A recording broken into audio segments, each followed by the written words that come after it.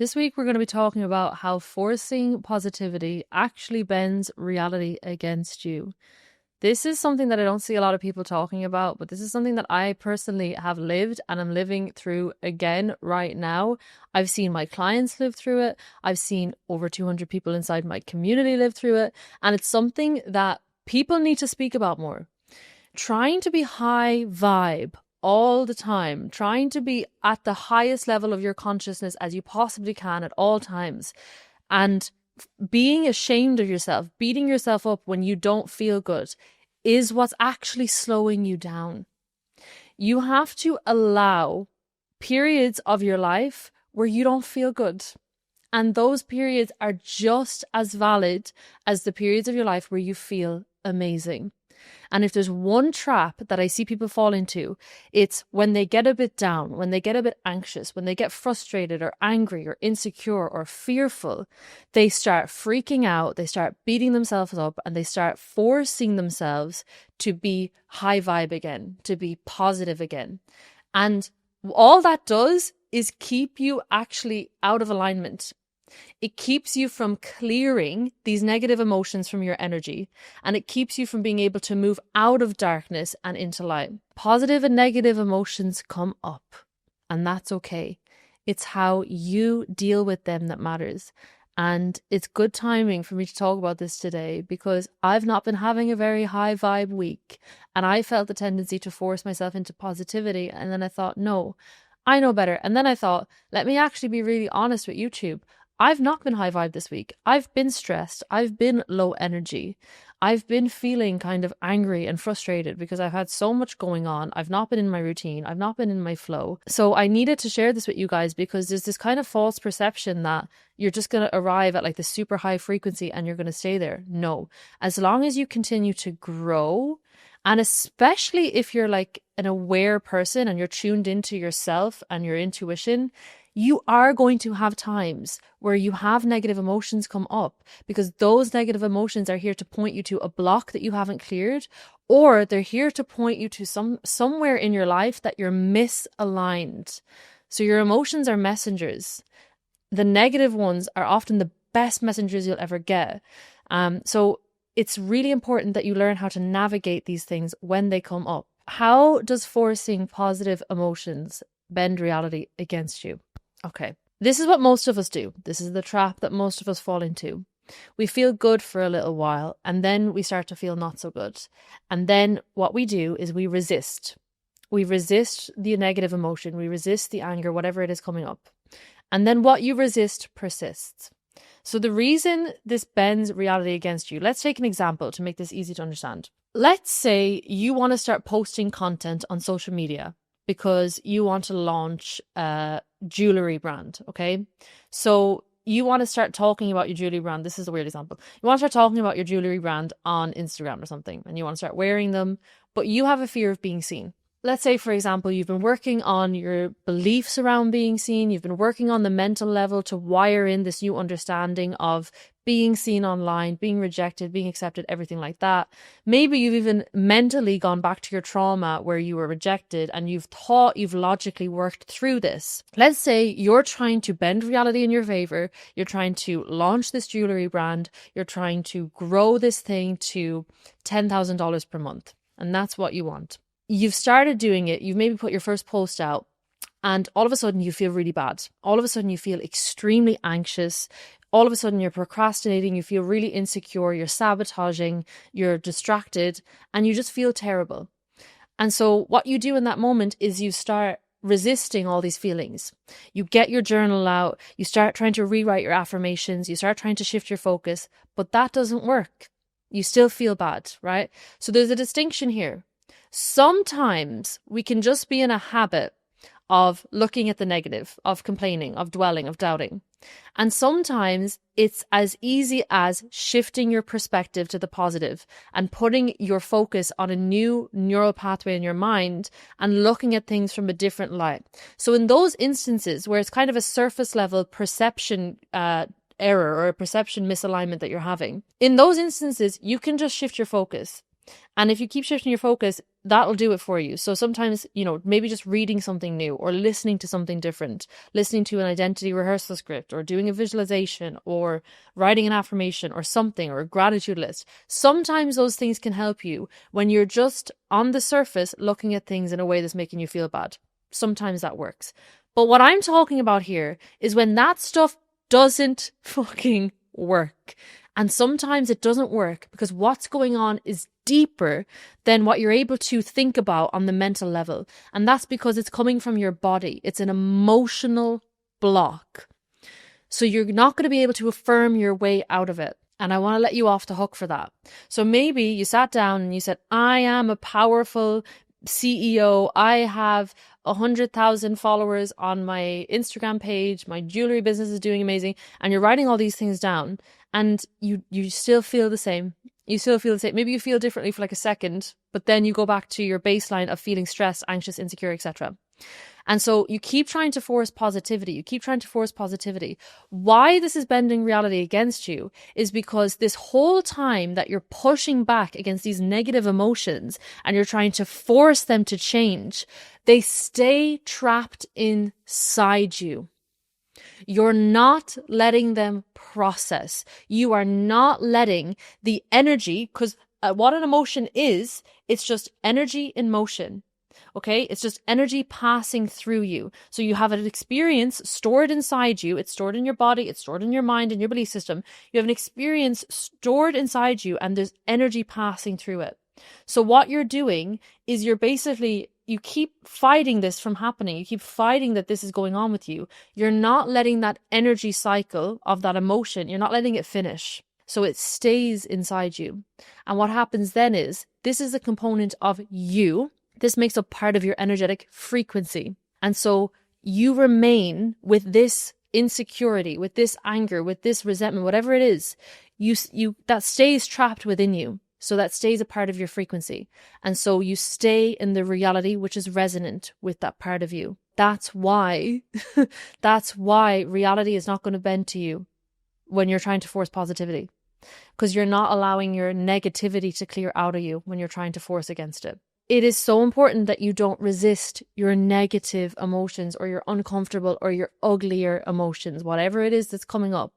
If it's a case that you can't just shift your perspective, if you've tried to shift your focus, if you've tried the affirmations and that stuff is still there, it's because it's still there. And you're not going to think your way out of it. You have to feel your way out of it. You have to let it actually happen. Let it actually process. This is why most people don't make progress. And I have had clients, I've had so many amazing clients come to me now, and we have been doing a 12-week coaching program, okay? And we're meeting once per week. And what usually happens is, not with every client is a little bit different, but typically what happens is we get to around week 5, week 6, and we start making progress. We start having like breakthroughs in reality. We start letting things go. The identity starts shifting. New perspectives are opening up. New ideas are coming to life. New actions are being taken. Everything is moving and groovy and great. And then what happens then? The unconscious part of this client or this person that is scared of this next level, or that is deeply insecure because they were bullied in school about being online or whatever it is.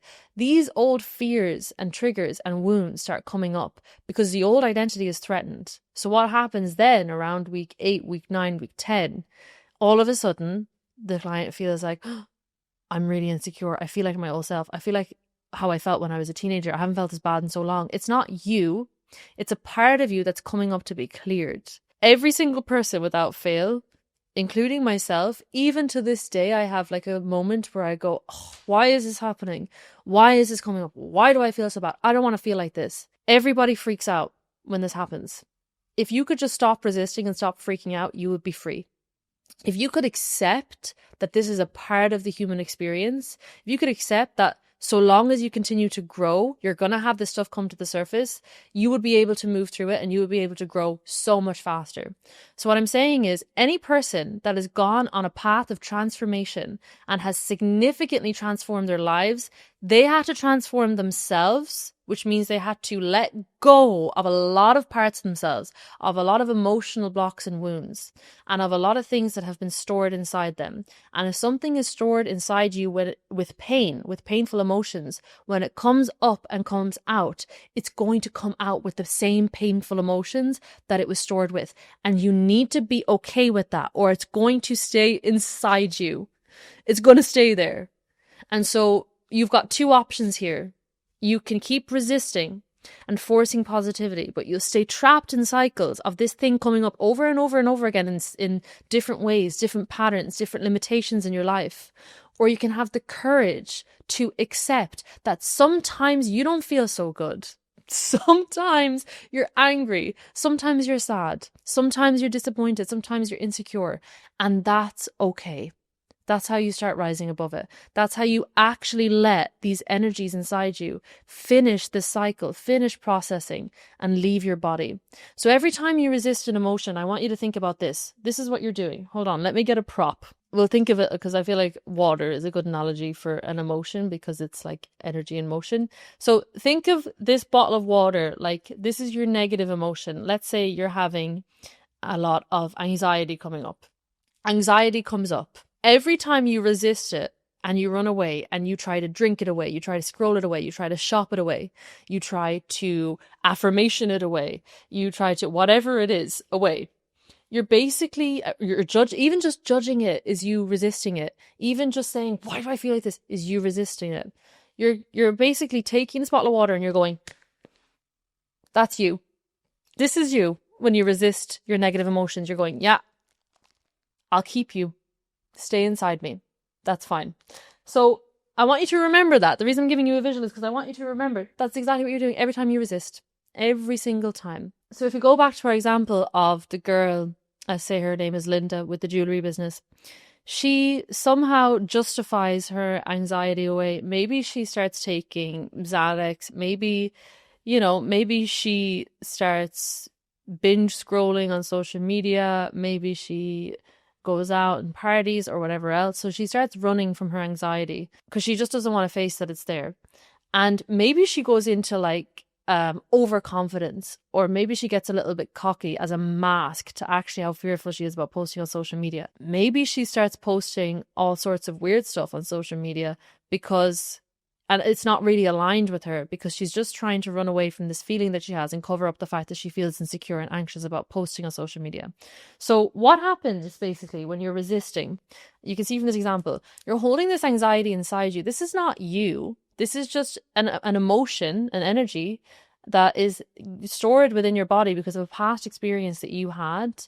And now there's something happening in your life that's causing energy to pass through that experience again, that's causing that same emotion to come up and come out. So it's triggering this part of you. It might be triggering the identity traits of the part of you that existed back when this trauma or incident was created that you stored inside you. And so what's happening is, when you're in this state, you're not really you. When you've got this stuff stored within you, even unconsciously, and you're resisting it, you're not really you. And so Linda, she's resisting this anxiety, this insecurity. She's saying, no, I can't feel like that. This is terrible. I hate my anxiety. I hate that I feel insecure. So I'm not going to look at it. I feel powerful. I'm a powerful woman. I'm just going to look the other way. She's storing it inside. And it causes her to act in a way that she doesn't really realize. It's very misaligned. She's acting actually unconsciously in a way that's just self-soothing to this underlying pain that she stored inside her because she doesn't have the courage to face it. What happens is she starts posting on social media. She's posting all this stuff it's not really hitting the mark. It's not really actually aligned with what she's meant to be doing and meant to be creating because she has this pain stored inside her and it's not allowing her to really free flow and create to her fullest potential. And so this is why it's so important for you to actually face this stuff, because Linda could be destined to have the biggest sustainable jewelry brand in Europe. That could be her literal destiny, right? She could have this huge purpose and this vision and everything that she's supposed to fulfill in this lifetime, that she has all the potential, talent and skill to fulfill in this lifetime. But because she won't let this guy go, she's self-soothing she's acting in a way that's causing her to run away from certain things, and she doesn't really know why. It's because she doesn't have the courage to face this.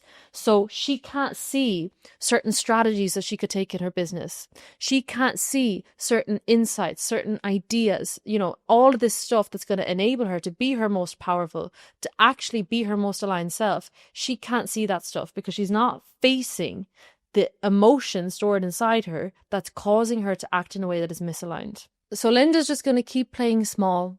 She's going to keep thinking small. She's going to keep taking very small actions compared to what she could be doing. She's going to be limiting herself.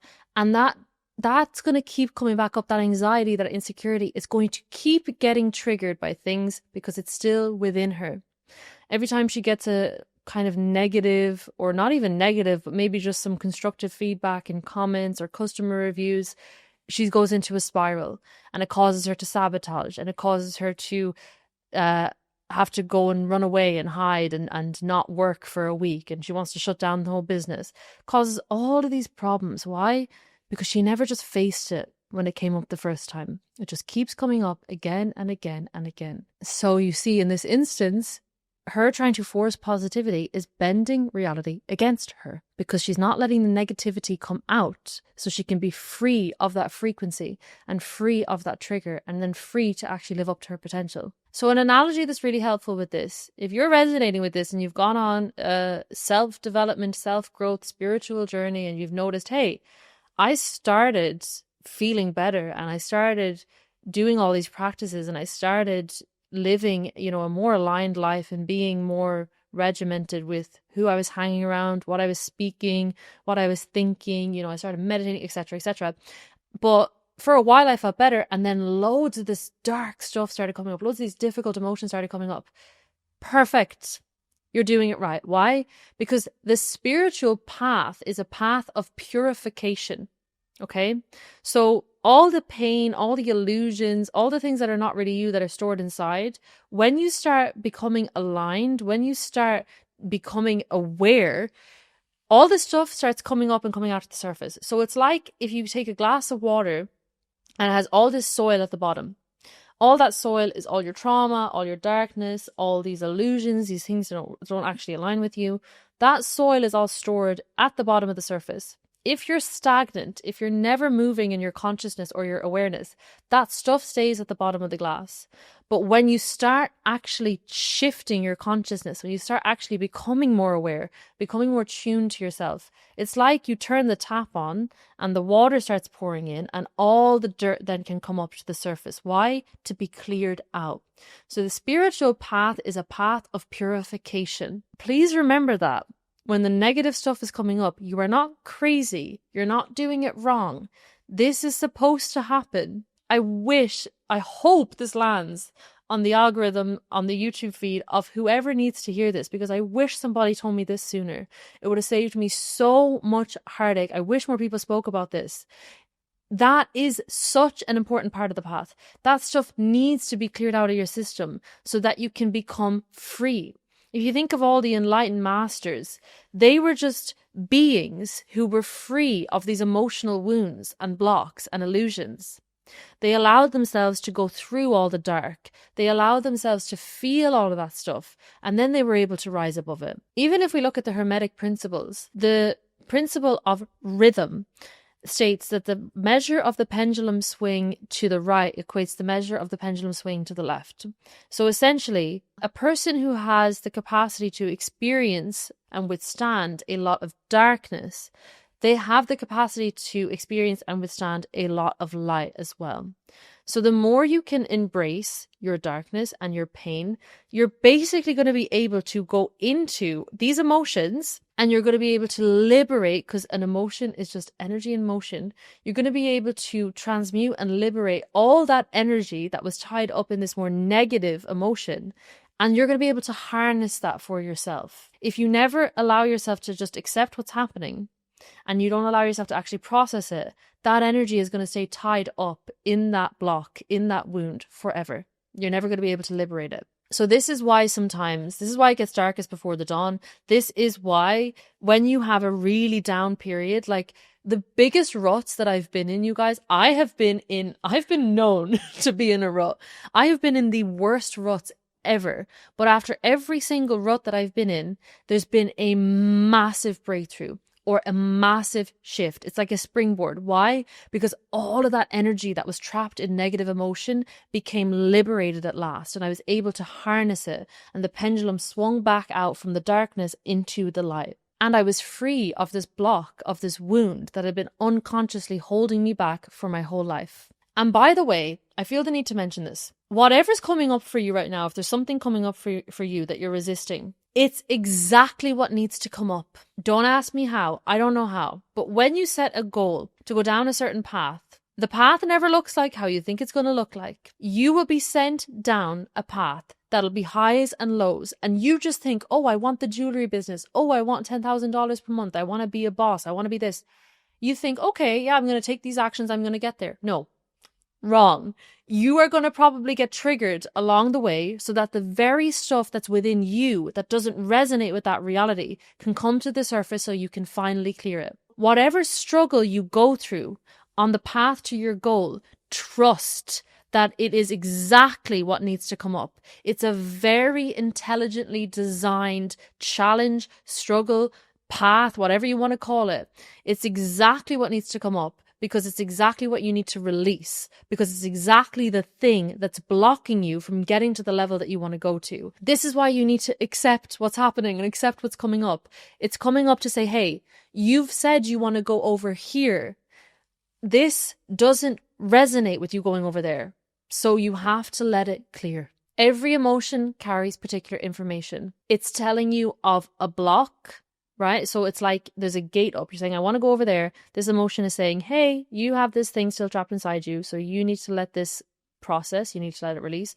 Or it's telling you that there's something in your life that's not aligned. Okay?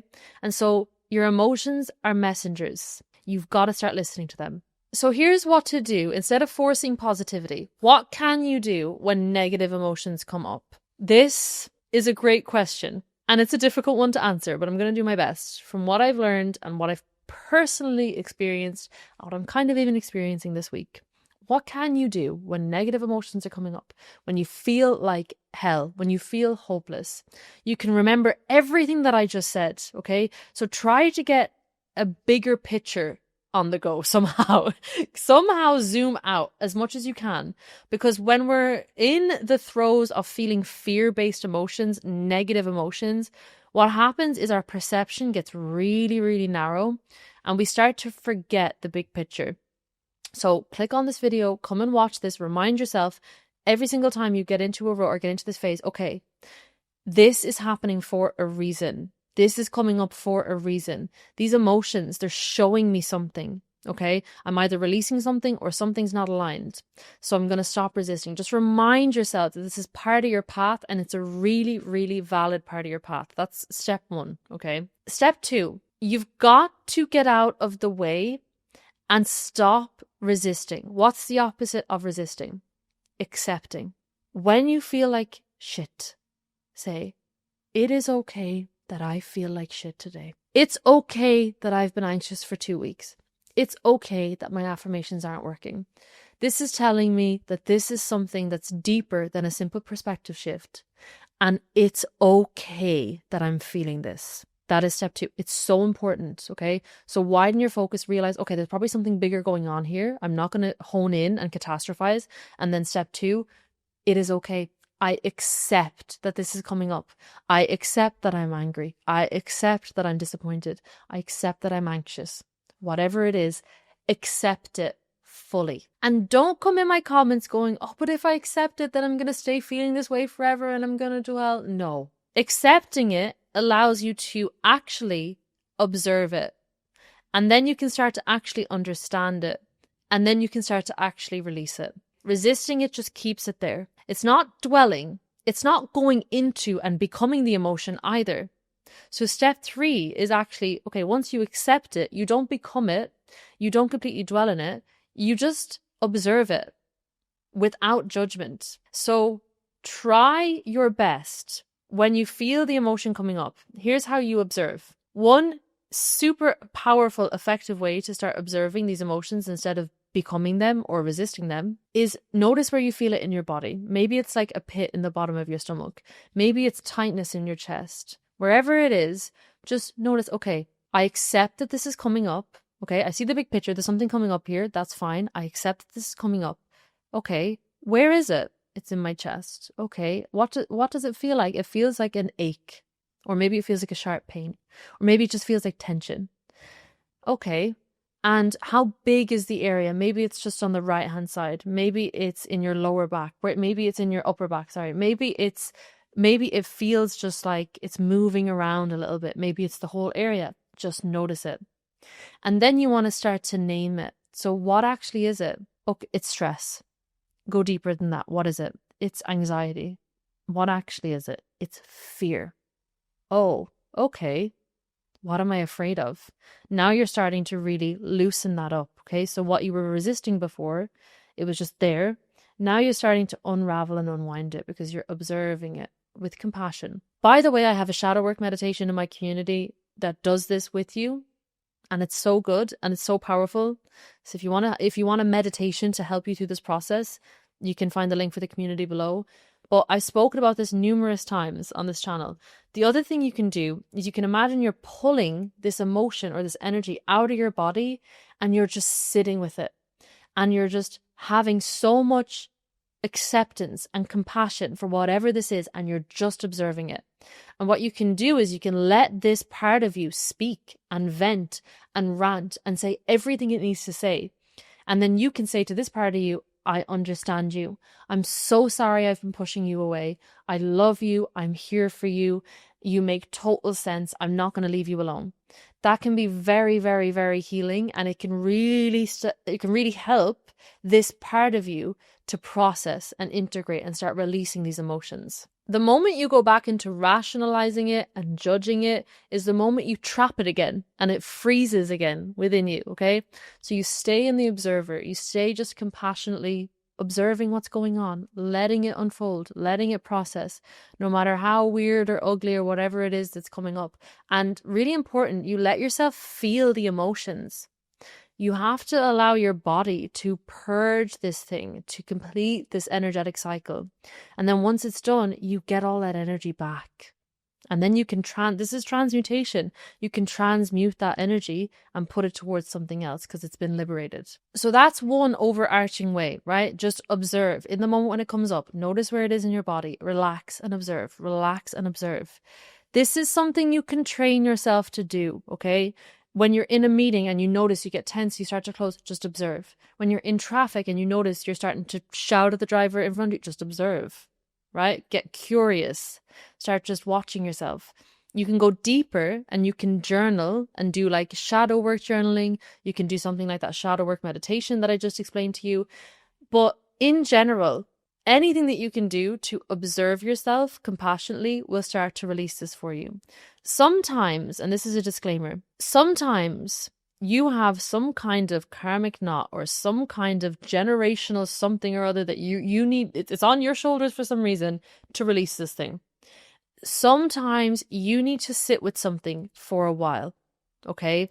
And we have a tendency to think, okay, I'm going to join Katie's community and I'm going to do the shadow work meditation once and I'm going to be healed and I'm going to live my dream life. I'm so sorry, but it's usually not how it goes. Yes, you can have a big breakthrough doing something like that. Yes, it's extremely powerful to have the courage to go in and sit with those vulnerable parts of you and feel those emotions and go into the shadow. And it's extremely helpful. And it's much better if you do that versus if you don't. But sometimes we have knots and emotional wounds and things coming up that are deep and that are layered. And sometimes it takes time to fully get to the end of processing that. So I've had periods of my life, I've had like a whole month, maybe even longer, like 6 weeks of processing one trigger, of processing one wound. I've had probably a period of a few months actually, where I had to let something come up and it was layered and it was loads of parts of me intertwined into one big thing. And it was all pointing to one massive area of my life that was misaligned, that I just couldn't see because of all this unconscious stuff. And I had to sit through that for weeks on end to finally get the clarity and get to the point where I was able to go, oh, this is what's been going on, right? But it took a lot longer because I was resisting most of it. So while you're in this phase, trust that whatever is coming up is supposed to come up, and do things like shadow work, do things like even inner child healing and journaling, stuff like sit down and just rant in a journal. Do that every day to help yourself process whatever's coming up. Sit down and rant on a voice note. Let yourself talk through whatever's going on. These things are so, so powerful. And the whole attitude the whole time is you're allowing whatever comes up to come up. That's how it comes out. And that's how you finally gain freedom from it. If you feel like shit, it's okay. I'm giving you permission to feel like shit. Let yourself vent it out. Let yourself scream it out. Let yourself cry it out. Let yourself journal it out. Go do shadow work. Go sit with your inner child.